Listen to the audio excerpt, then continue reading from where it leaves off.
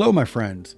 Thank you for joining me, Jim Campbell. Today, I want to get into a little bit of trucker talk with regard to the industry and why some drivers are getting out of the industry. With regard to either quitting their current company that they're with or quitting the industry altogether. Top 10 reasons why, starting with number 10. Industry perception. A lot of people out there, when I say people, I'm talking about the general public, they either like truck drivers or they hate truck drivers. And why is that? Well, I think the people that like truck drivers are the individuals that are associated with the industry, meaning former drivers, family of drivers, people affiliated one way or another with the industry, shippers, receivers, where they've been around drivers, so they understand the lingo. They kind of understand what drivers go through on a daily basis. It's a tough grind, the things that drivers put up with on a daily basis. So people that work around the drivers in the industry have a little bit more of an understanding. The individuals in the public that hate drivers are the individuals that, for one reason or another, see drivers as dirty scumbags, dirty jeans, greasy long hair. They run me off the road. They cut in front of me. Now, admittedly, some of this public perception is drivers' faults, because there are drivers out there that do cut people off. There are drivers out there that run around like bums. That's not every driver. That's far and few in between. Every industry, every vocation, no matter who you're talking about. In the Marine Corps, we used to call them shitbirds. There's shitbirds in all walks of life, but you can't blame the whole industry for what a few shitbirds do. But number 9, lack of career advancement. A lot of drivers leave the company they're with or the industry in general because there's no career advancement. Where are they going to go? From driving a truck. You can be elevated, if you're good enough at your job, be elevated to be a company trainer, maybe make a few dollars extra doing that, with the added responsibility, of course. Or you could possibly get a dedicated run, be promoted to, having a prize dedicated run. Or if you so choose, maybe even take on a local run where you're home on a daily basis. You want to consider that a promotion. But outside of that, the only type of upward mobility with regard to advancement would be if a driver would park the truck and go to work in the office as a dispatcher, a broker, or maybe even as a safety director. But in most cases, that would be a little bit of a pay cut, because office personnel they don't make as much as what drivers do. So number 8, equipment maintenance. That's a little bit of a biggie, because a lot of your companies don't take care of their equipment and maintenance like they should. They don't PM the tractors, PM the trailers. They tend to leave the tires on the trailers and trucks, a lot longer than probably what they should. I mean, there's a fine line, but most of them, and I can understand trying to cut a corner here and cut a corner there to save a buck, and you got to stretch out, try to save money here and there. But when it comes wintertime and and there's treads getting down, replace the tires. Put them off to the side, just like you would on your own POV, personal vehicle. Put them in the shed, use those for summer tires. But a lot of your companies don't. And that down the line leads to accidents on the road come, in the wintertime. Comes to, by not properly PMing equipment and taking care of it while it's back at the shop, it's going to lead to breakdowns while you're on the road. And who suffers? The driver, of course, because now he's saddled with downtime, and some of the companies pay that driver for downtime, but I'm sure there's a bunch of them out there that don't. They expect the driver to suck up the downtime. And who also suffers for it is not only the driver, but the company.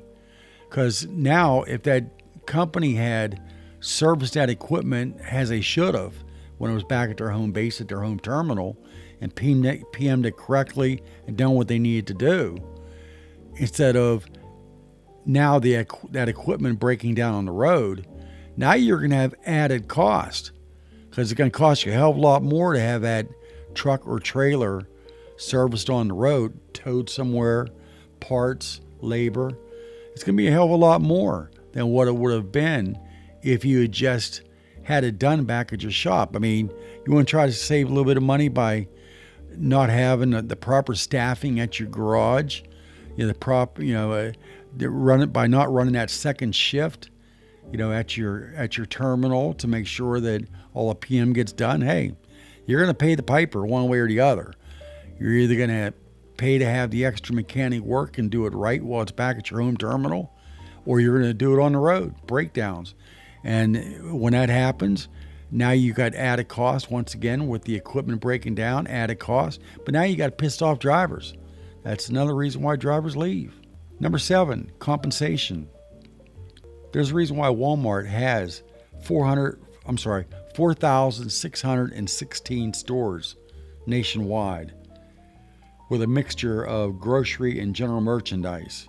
They employ roughly 14,000 drivers. They pay these drivers somewhere between $80,000 and $100,000 per year. And why do they pay them so well? Simple, retention. It's much easier keeping the good drivers in the fold with you than it is trying to track down and hire the new drivers that have to learn the ropes.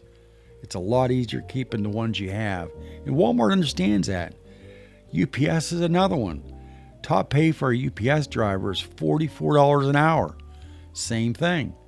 UPS realizes the importance of having good drivers in the fold that they don't have to worry about. Driver retention is a big thing.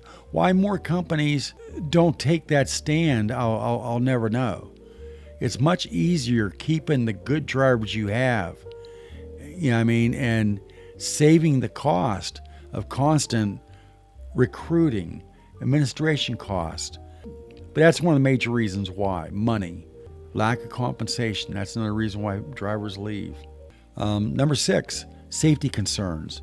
A lot of drivers leave, one company, go into another, or quit the industry because of safety concerns surrounding the equipment itself. Road conditions. You got a lot of drivers that aren't as experienced. Once again, just aren't that experienced. They tighten up a little bit in the wintertime, the road conditions. They see an accident on the road, it kind of scares them. Safety, got to be the top of the mind. Safety has to be forefront no matter what you do. And once again, a lot of drivers have concerns. Either the equipment's not being taken care of properly, or once again, road conditions, or the dumb shit that other drivers do on the road. Not only other truck drivers that may cut them off or whatnot, or even the four-wheelers, but safety concerns is a major reason why drivers bounce from one job to another or leave the industry. Number 5, regulatory and rule changes. I cannot understand why it seems like every time you turn around, there's another rule change or regulation change as it pertains to hours of service, or there's another DOT blitz. Well, I guess I do understand why. It's all about the government, state, federal, trying to keep that hand in drivers' and companies' pockets, separate them from their money. And on a different note, I can't understand why we have politicians making rules and regulations that truck drivers have to follow. And these politicians have never been inside a cab of a truck before. Look what we got going on in government right now. The Federal Department of Transportation Secretary of Transportation, Pete Buttigieg, small town mayor from South Bend, Indiana. What does he know about trucking? What does he know about transportation? Never been in the transportation field before. But he goes from a small town mayor to be the Secretary of Transportation. I don't know. But the thing is, when you have an inexperienced Secretary of Transportation in office, he don't know how to handle these upcoming problems. Same thing with the train. What's going on with the trains, with the derailments? You got, once again, an inexperienced guy in office, Buttigieg. How does he know or to deal with the problem? He doesn't. He's inexperienced. Why he was put in that position, I'll never know. I know this much. What the guy does know is how to ride a bicycle.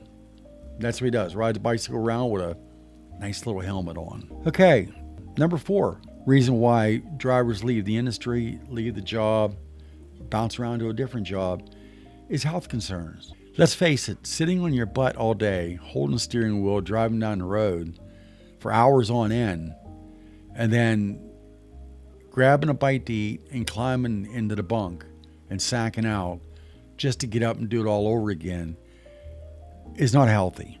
And it's going to catch up with you down the line.